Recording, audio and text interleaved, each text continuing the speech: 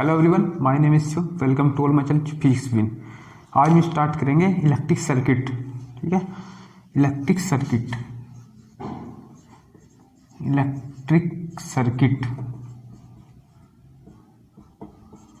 अब देखो बच्चों, इलेक्ट्रिक सर्किट क्या होता है? इलेक्ट्रिक सर्किट होता है जिसमें इलेक्ट्रिक करंट फ्लो करता है। जैसे हमने कहा कि इलेक्ट्रिक सर्किट है तो उसमें क्या करेगा, इलेक्ट्रिक करंट फ्लो करेगा। तो अब देखो हम बनाएंगे इलेक्ट्रिक सर्किट। ये देखो, इसमें क्या होगा, एक होगा हमारे पास बैटरी जुड़ी, ये पॉजिटिव ये नेगेटिव टर्मिनल, एंड यहाँ पर क्या होगा, कोई लोड होगा लगा हुआ, जैसे बल्ब। क्या होगा, जैसे हमारा बल्ब हुआ, ठीक है, बल्ब। तो यहाँ बल्ब लगा दिया हमने, और फिर इसके बाद हमने यहाँ पर लगा दिया एक एमीटर जो हमारा करंट मेजर करेगा, और यहाँ पर लगा दिया हमने एक की, इसे के से रिप्रेजेंट करते हैं, की। ठीक है, ऐसे हमने लगा दिया यहाँ की के। अब देखो बच्चों, इसमें क्या अगर करंट फ्लो करेगा, ये क्या है, इलेक्ट्रिक सर्किट हमारे क्लोज पाथ हुआ है। तो इलेक्ट्रिक सर्किट क्या आता है, क्लोज पाथ, जिसमें इलेक्ट्रिक करंट फ्लो करता है। तो करंट कहाँ पे जा रहा है, ये जा रहा है।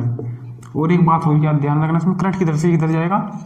करंट हमेशा इलेक्ट्रॉन की अपोजिट डायरेक्शन में फ्लो करेगा। अगर इलेक्ट्रॉन्स इधर से इधर जा रहे हैं, अगर इलेक्ट्रॉन्स नेगेटिव से पॉजिटिव टर्मिनल की ओर जा रहे हैं, तो हमारा करंट किधर से किधर जाएगा, पॉजिटिव से नेगेटिव की ओर। ये बात ध्यान रखना हमेशा, कभी जिंदगी में भूलना मत। ठीक है, तो इसका डेफिनेशन क्या होगी कि क्या है, क्लोज पाथ है जिसमें इलेक्ट्रिक करंट फ्लो करता है, बस। और क्या, ठीक है।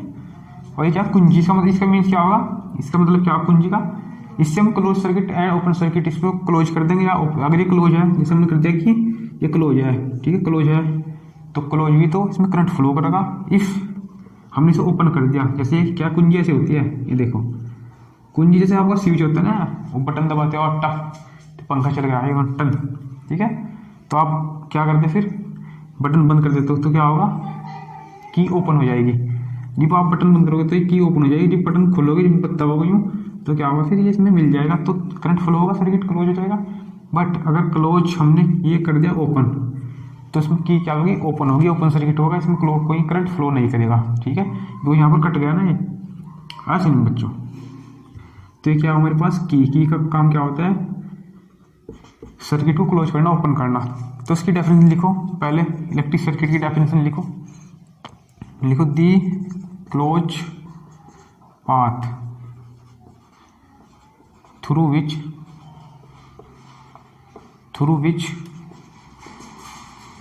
Electric current flow is called electric circuit.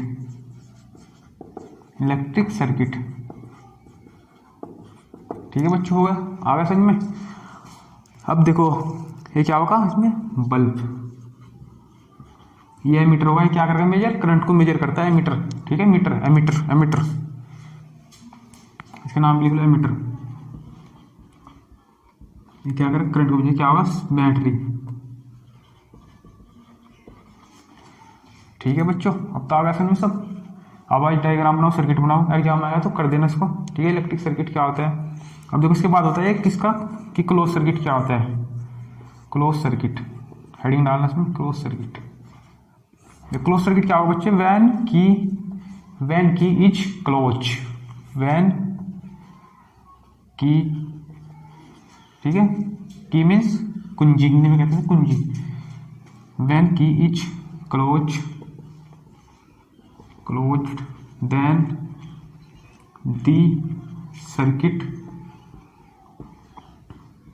then the circuit is called closed circuit।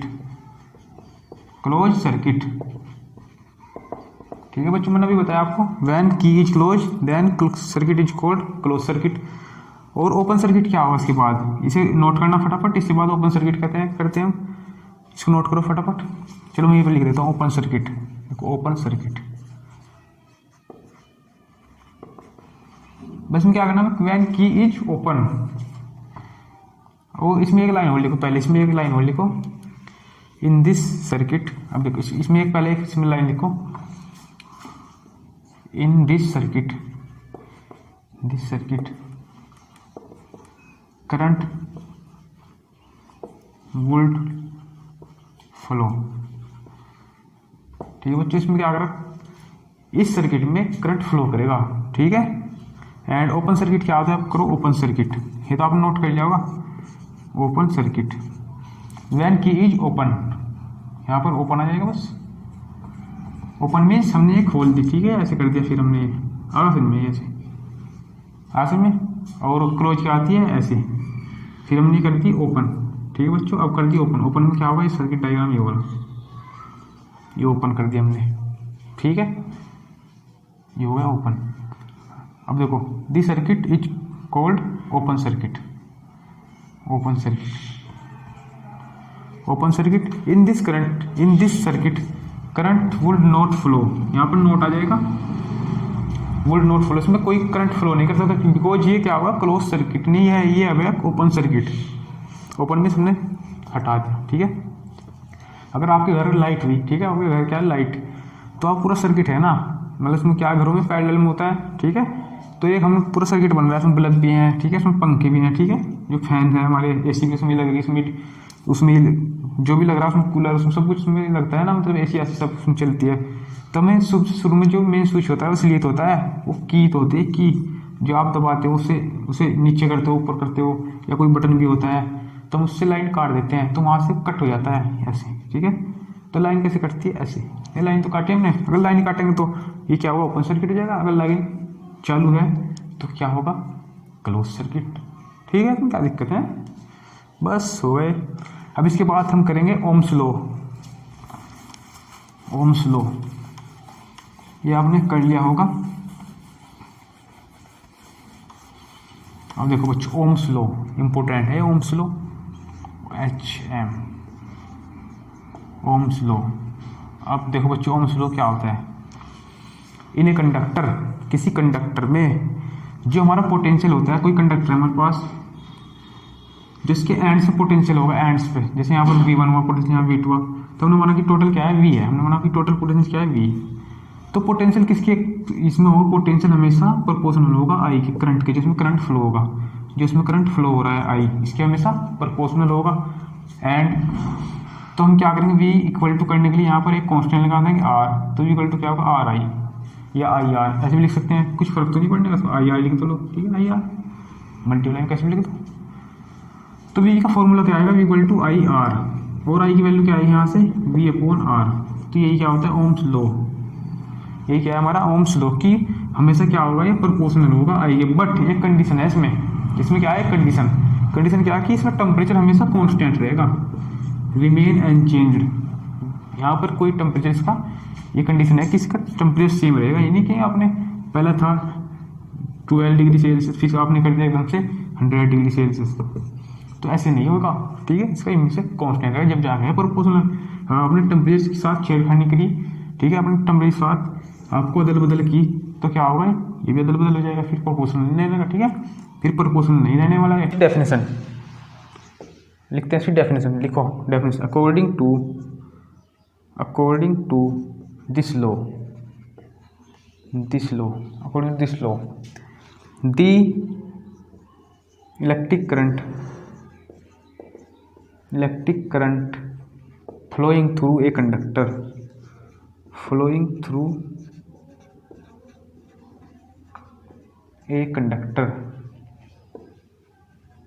ठीक है बच्चों, इस कंडक्टर में क्या है, इलेक्ट्रिक करंट फ्लो हो रहा है, is directly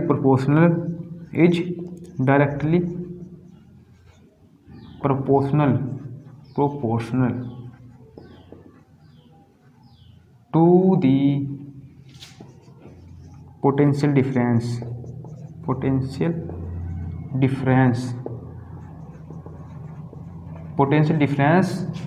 across its end, applied लिखना है, applied हो रहा है ना, applied across its end and कौन से, फर्स्ट सेकंड एंड। तो पोटेंशियल डिफरेंस क्या हुआ यहाँ पर, V माना ना पूरा हमने, तो V1 माइनस V2 होता है पोटेंशियल, मतलब V2 माइनस V1, बाद वाले से पहले माइनस कर दो। ठीक है, तो इसके बाद लिखना प्रोवाइडिंग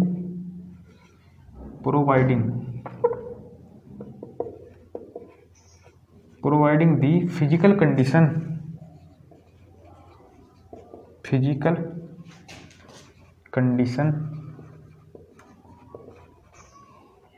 अनचेंज। जैसे फिजिकल कंडीशन क्या होगा हमारे पास, टेम्परेचर, तो ब्रैकेट में लिखना इम्प्लाइड एट टेम्परेचर कांस्टेंट या रिमेन अनचेंज, ऐसे लिख लो रिमेन अनचेंज, या सही रहेगा रिमेन अनचेंज्ड, कि ये क्या होगा, चेंज नहीं होगा। ठीक है बच्चों, आज समझ में।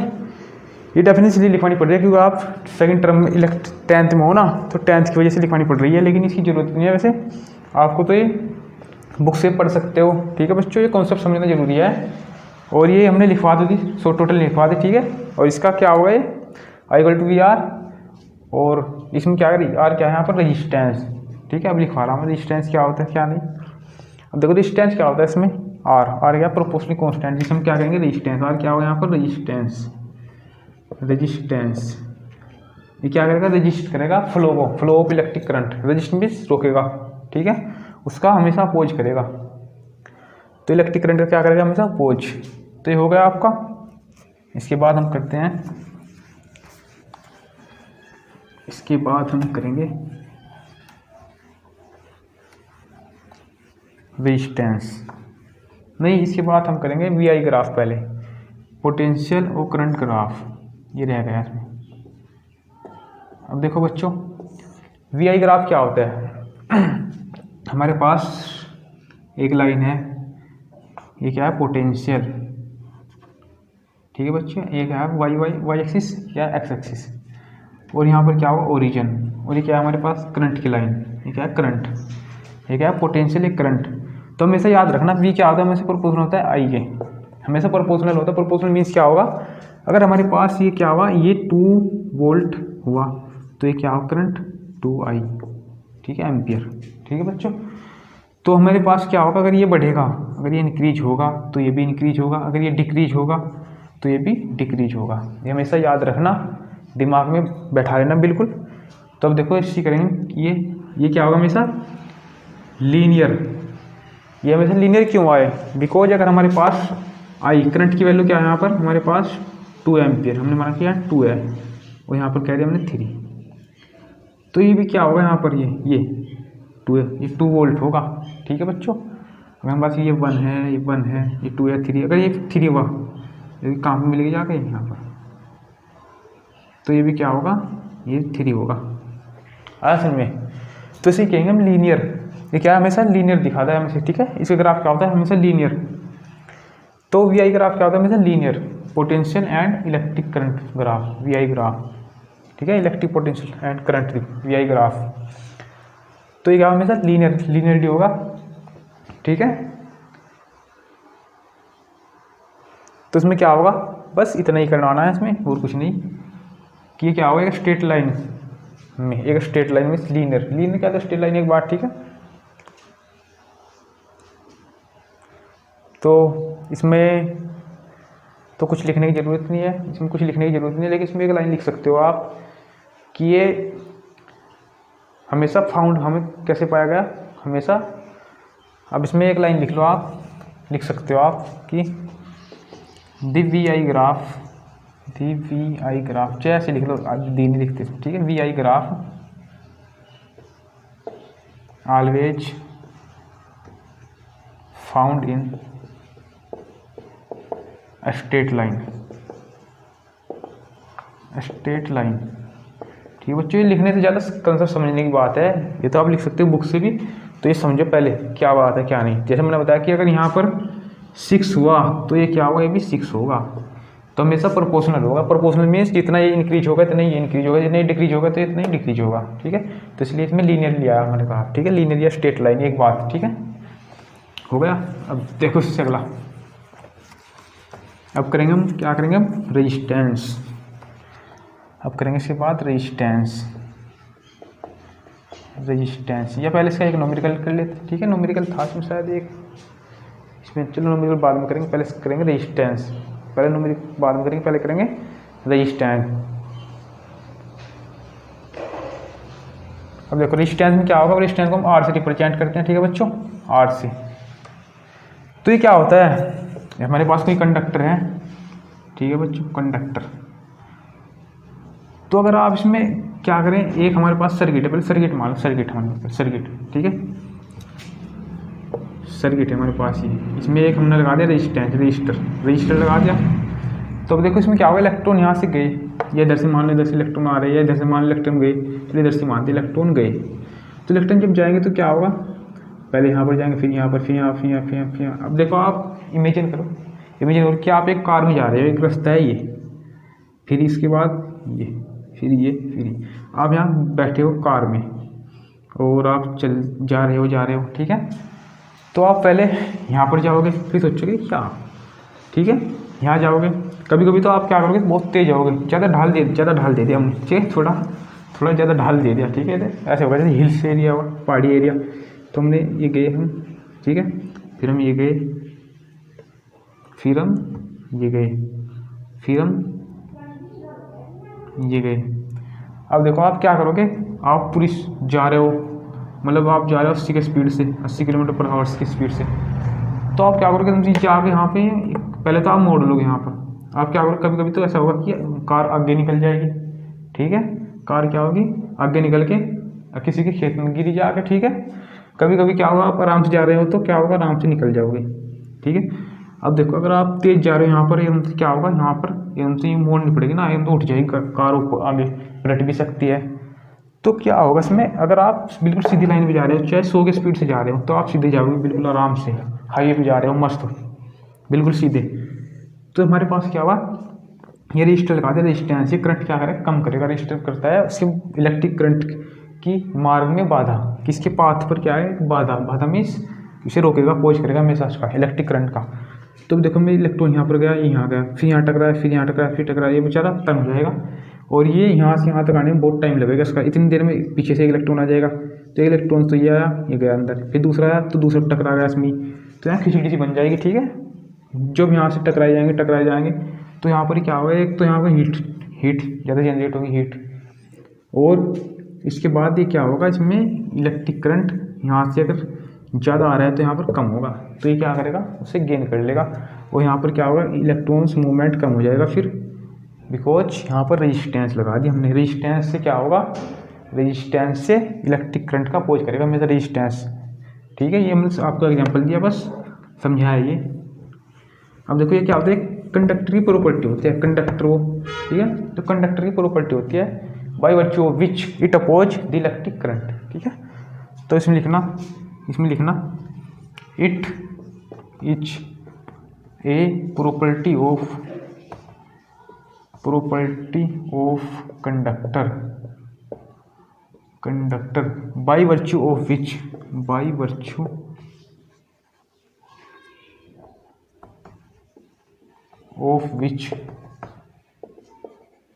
इट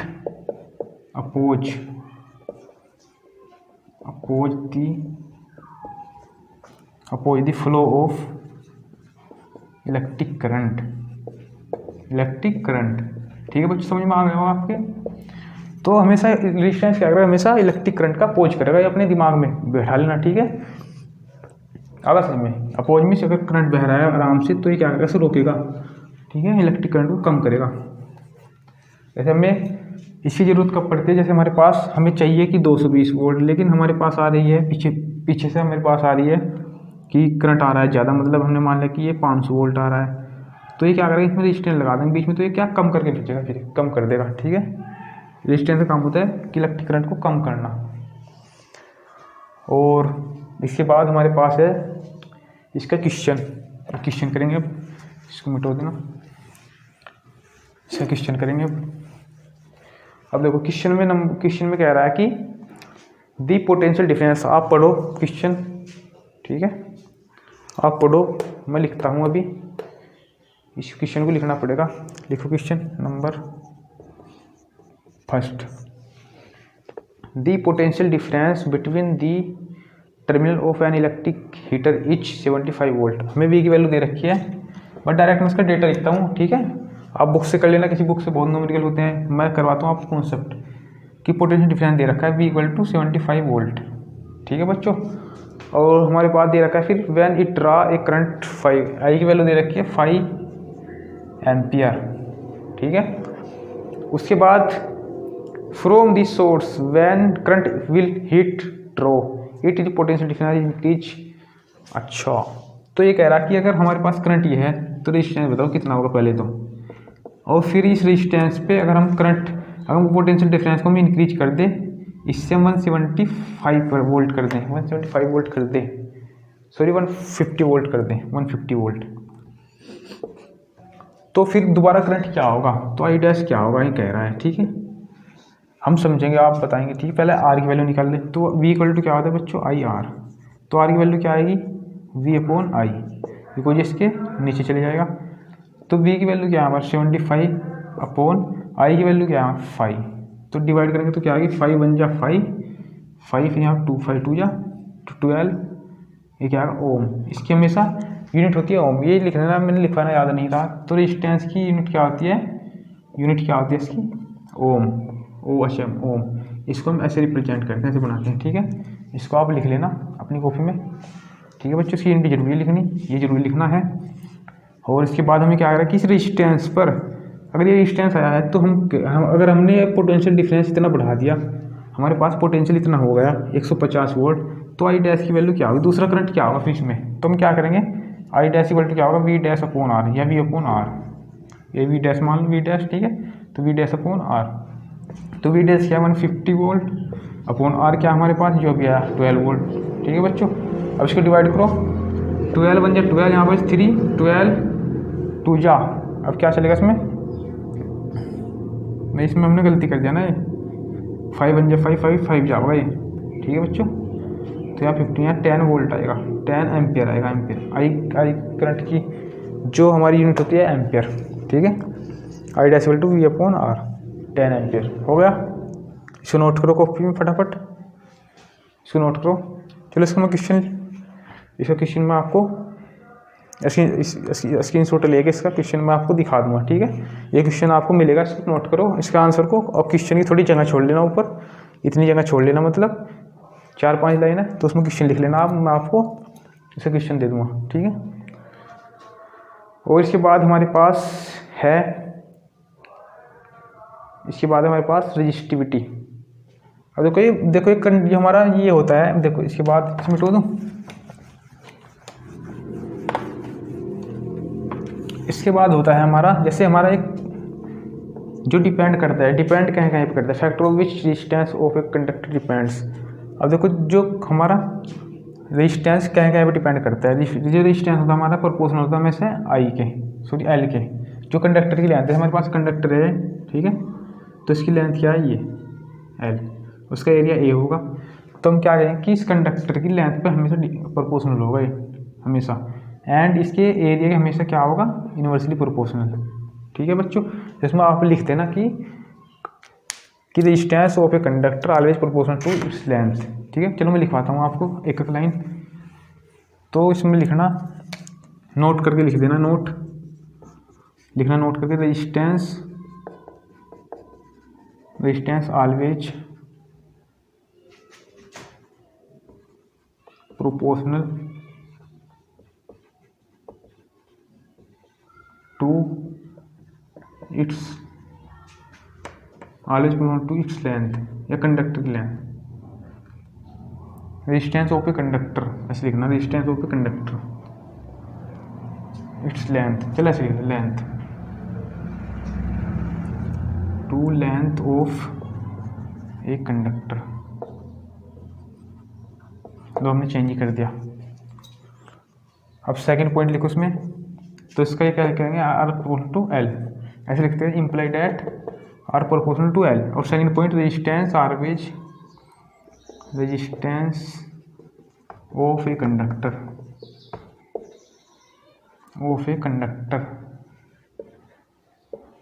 ऑलवेज इनवर्सली प्रोपोर्शनल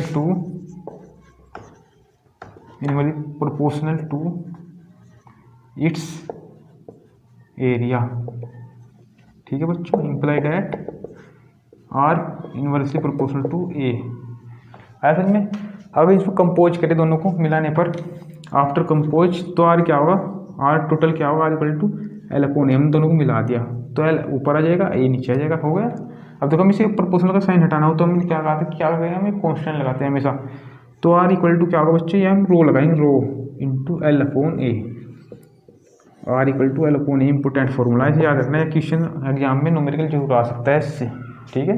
एक न्यूमेरिकल हर बार इससे 2016, 18, 19 तीनों साल आया इस फॉर्मूले से क्वेश्चन। आसान क्वेश्चन होगा बिल्कुल। उसमें कहें कि आर की वैल्यू दे देंगे, एल की वैल्यू दे देंगे, ए की वैल्यू दे देंगे, ठीक है बच्चों। ए की वैल्यू निकालनी पड़ सकती है हमें, जैसे कंडक्टर की कोई वायर क्या होगी, π/4d², तो ये निकालनी पड़ सकती है। तो इसकी रो की वैल्यू कहेंगे निकालने की, रो क्या होगा, रेजिस्टिविटी, ठीक है बच्चों। लिखना वेयर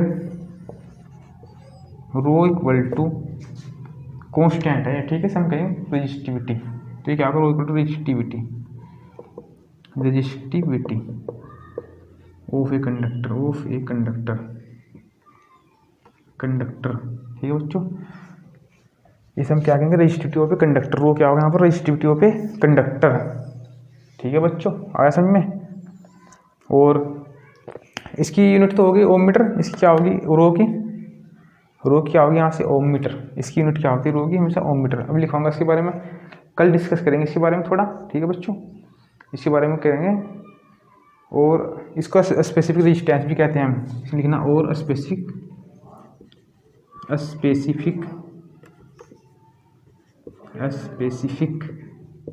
रेजिस्टेंस, ठीक है बच्चों, हो गया है स्पेसिफिक रेजिस्टेंस। इसको नोट करो फटाफट, इसको नोट करो आप।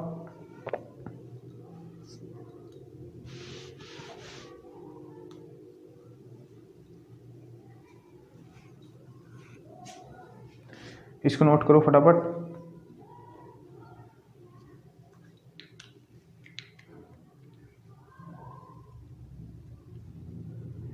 इसमें और तो कुछ रहा नहीं, अब रह गया पर रेजिस्टिविटी और एक न्यूमेरिकल रहेगा। फिर इसके बाद हम करेंगे इलेक्ट्रिक्स, वो पैरेलल सीरीज वाला, ठीक है, पैरेलल सीरीज में रेजिस्टेंस होगी, पैरेलल में होंगे और सीरीज में होंगे रेजिस्टेंस, ठीक है बच्चों। अब इसके बाद हम करते हैं रेजिस्टिविटी, इसमें एक लाइन रहेगी, क्या होगा ये, रो रेजिस्टिविटी और स्पेसिफिक रेजिस्टेंस। तो इसकी डेफिनेशन लिखना, रेजिस्टिविटी और स्पेसिफिक रेजिस्टेंस,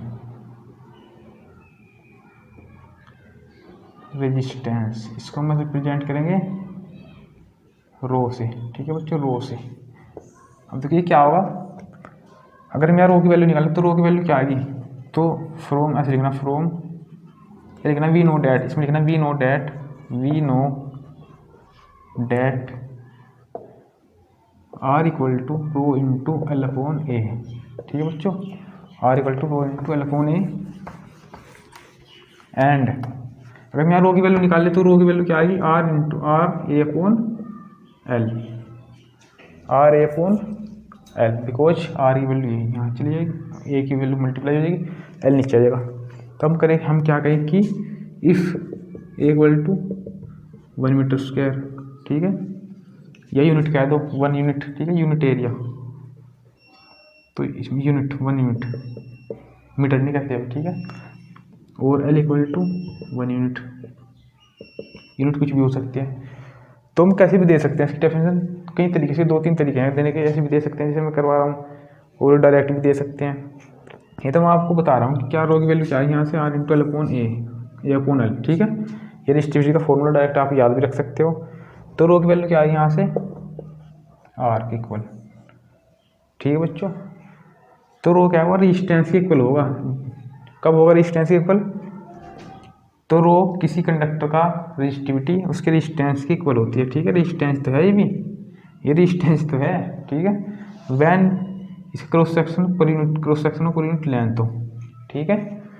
तो ये क्या होगा, आर इक्वल टू अगर हम 1 ओम कर दें तो क्या होगा, ओम मीटर। अब देखो इसकी मैं यूनिट के लिए करवा रहा था सब, ये क्या था, इसकी यूनिट क्या होगी, इसकी यूनिट के लिए था, और यूनिट क्या होगी इसकी, देखो इसका क्या होगा, ओम, और ये क्या होगा, मीटर स्क्वायर या मीटर, तो ये तो ओम हो जाएगा। और ये क्या होगा मीटर स्क्वायर हो जाएगा अपॉन मीटर। एल की क्या होगी मीटर यूनिट, लेंथ की मीटर, एरिया की मीटर स्क्वायर होती है, आर की ओम, तो मीटर स्क्वायर से मीटर कट जाएगा ये पावर, तो क्या बचेगा ओम मीटर। यह क्या हो जाएगी इसकी बच्चों, ये हो जाएगी इसकी यूनिट, ये याद रखना। और इसकी डेफिनेशन लिखो, इसकी डेफिनेशन लिखो, तो लिखना it is the resistance of a conductor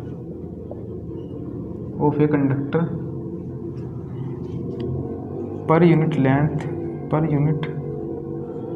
length and area of cross section and unit area of cross section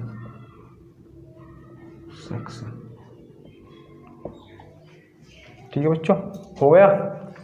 it is the resistance of a conductor per unit length and per unit area of cross section. तो per unit मतलब 1 लिया हमने, ठीक है।